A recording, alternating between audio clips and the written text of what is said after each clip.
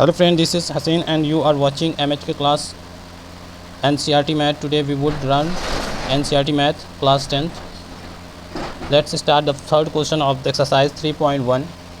So on comparing the ratios A1 upon A2, B1 upon B2 and C1 upon C2, find out whether the following linear equations are consistent or inconsistent. इस question में बोला गया है कि दिए गए equations के variables और उसके जो रियल्स कोफिशिएंट है उनको रेशियोज़ में कंपेयर करें कि ये कंसिस्टेंट है और इनकंसिस्टेंट है। तो हमें पहले कंसिस्टेंट और इनकंसिस्टेंट की मीनिंग समझनी पड़ेगी। तो चलिए यहाँ पे इनकंसिस्टेंट और इनकंसिस्टेंट के मतलब क्या होता है।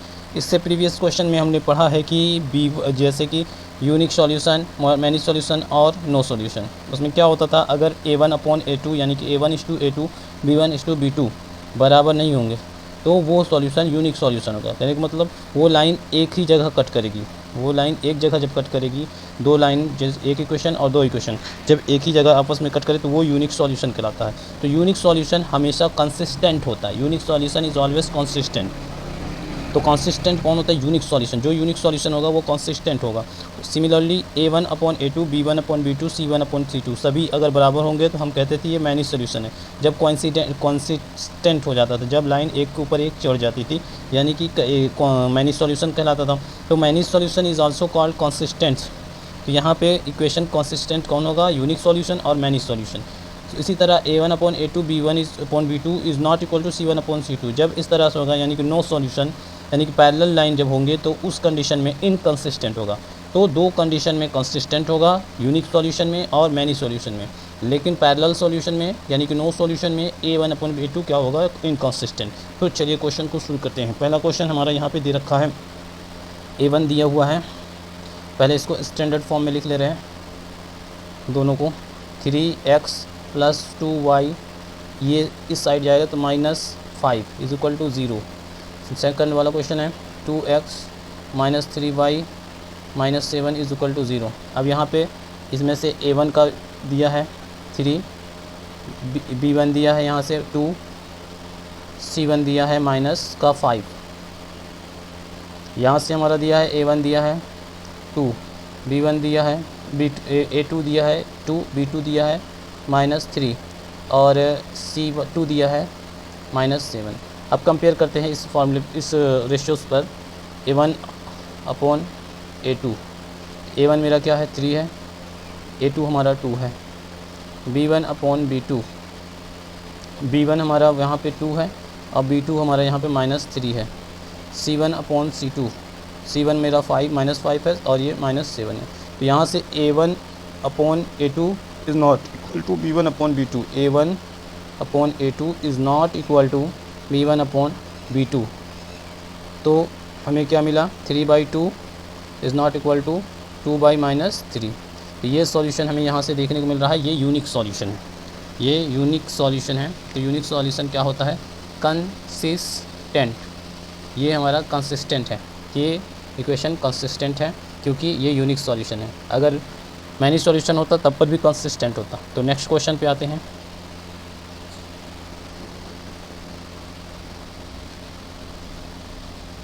Next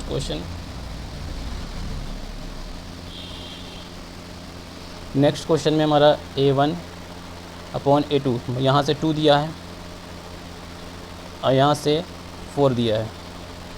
B1 upon B2, B1 -3 दिया है और B2 हमारा -6 दे रखा है। C1 upon C2, C1 upon C2, C1 8 दिया है और C2 दिया है 9। तो इसको थोड़ा सा स्टैंडर्ड फॉर्म में लिखेंगे। 2 की टेबल में 2 1 2, 2 2 4, माइनस से माइनस कैंसल आउट, 3 1 3, 3 2 6। यहाँ पे 8 और 9 नहीं कटेंगे। तो ये कौन सा सॉल्यूशन आ गया? ये आ गया हमारा जो जिसमें नहीं, ये देखिए ये हो गया नो सॉल्यूशन, यानी कि इसमें पैरेलल लाइन हो जाएगी। नो सॉल्यूशन में पैरेलल लाइन हो जाएगा। तो नो सॉल्यूशन में पैरेलल लाइन होने की वजह से ये कौन सा हो गया? जिसमें A1 upon A2 is equal to B1 upon B2 is not equal to C1 upon C2। ये है इनकंसिस्टेंट।